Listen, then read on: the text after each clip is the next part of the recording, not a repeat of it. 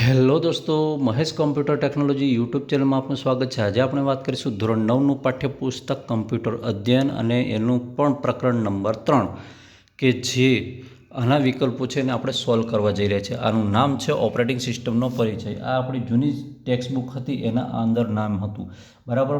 પણ આપણે જે જૂનાની અંદર જે પાઠના નામ હતા એવા 2-4 પાઠના નામ છે, પણ અંદરનું કન્ટેન્ટ છે બદલાઈ ગયું છે। એટલે એવું નહીં વિચારી લેતા કે એ પાઠ અહીંયા આખો મૂકી દેવામાં આવ્યો છે। તમે જોયો હોય, કદાચ તમને સાહેબે ભણાવ્યો હશે કે તમે એનો અભ્યાસ કરશો જાતે ત્યારે, પણ તમને ખાતરી થઈ જશે કે સર રિયલ વાત છે કે આનું કન્ટેન્ટ બદલાઈ ગયું છે, બરાબર। નો ડાઉટ કદાચ એમ વિકલ્પો છે, ગમે તે પ્રશ્નો છે, 2-4 સેમ આવી પણ જાય, બરાબર।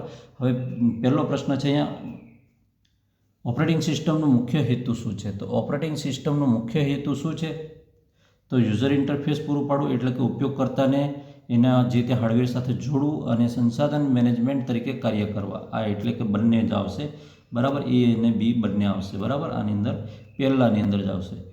હવે પછી આપણે અહીંયાથી આગળ વધીશું થોડા। નીચેનામાંથી કઈ ઓપરેટિંગ સિસ્ટમ માત્ર ટેક્સ્ટ આધારિત છે? તો મિત્રો MS-DOS। આ MS-DOS એ એક પ્રકારનું હેકરના જેવું આવે છે ને, જે આપણે સી લેંગ્વેજ આવે છે, બરાબર। એ સી લેંગ્વેજના જેવું જ આવે છે આખું, બરાબર। જે આપણે સોફ્ટવેર ડેવલપ માટે કોડિંગના બધું વાપરીએ છીએ ને એના જેવું જ આવે છે, બરાબર। MS-DOS એ બહુ જૂનામાં જૂની ઓપરેટિંગ સિસ્ટમ છે, બરાબર। પછી આ વિન્ડોઝને બધી આવી, એની પહેલાં MS-DOS હતી, પછી 98 વિન્ડોઝ આવ્યું, બરાબર। 98 પછી બધા વિન્ડોઝ આવ્યા। નીચેનામાંથી કઈ ઓપરેટિંગ સિસ્ટમ મલ્ટી યુઝર તરીકે સેવાઓ પૂરી પાડવા માટે ડિઝાઇન કરવામાં આવે છે?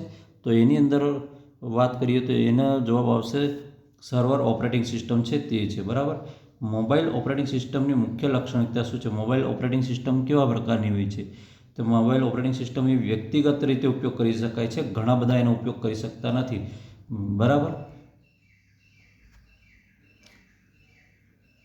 તમે બહુ કરો તો કદાચ વિડીયો જોતા જઈને કોઈકને ફોન કરી શકો એ થાય, બરાબર। તો પણ તમે એનો ઉપયોગ કરો છો પણ બે રીતે કરો છો, પણ એ તમારો વિડીયો બીજો વ્યક્તિ જોઈ શકતો નથી, આ બરાબર આવું બને છે। નીચેનામાંથી કયું કર્નલનું કાર્ય છે? કર્નલ એટલે એક મેન ફાઇલ છે, મેન હેડ ફાઇલ। કર્નલ ફાઇલ ઓપરેટિંગ સિસ્ટમની મેન ફાઇલ હોય છે।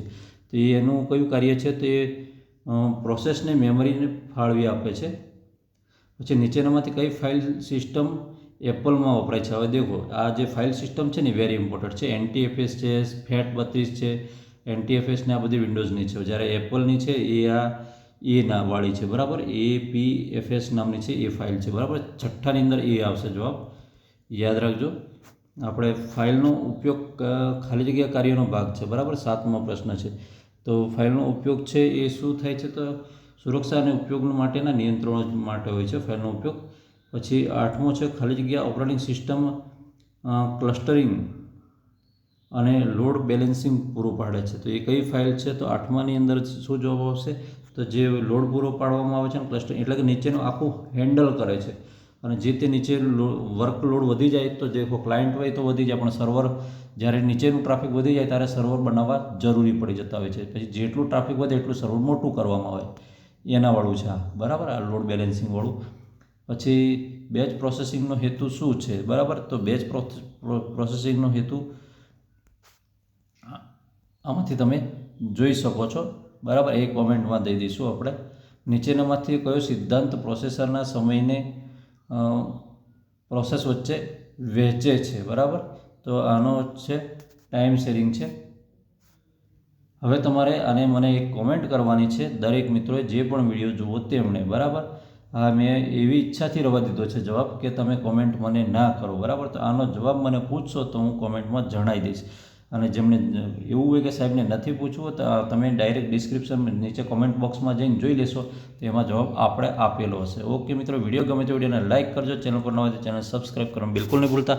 ફરી મળીશું આવી જ માહિતી સાથે, ત્યાં સુધી રજા આપો। જય હિન્દ।